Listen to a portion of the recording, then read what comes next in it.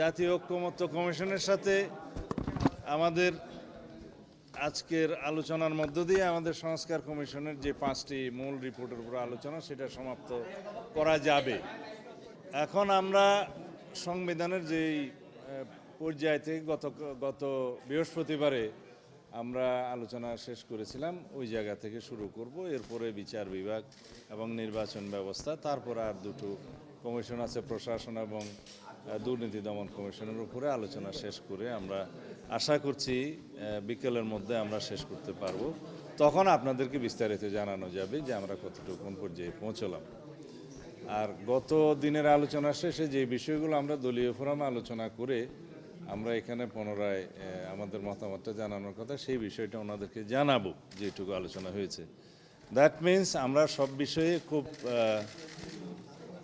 স্বচ্ছতার সাথে এবং আন্তরিকতার সাথে এবং খুব সিরিয়াসলি আমরা এই সংস্কার কার্যক্রমের সাথে সহযোগিতায় আছি।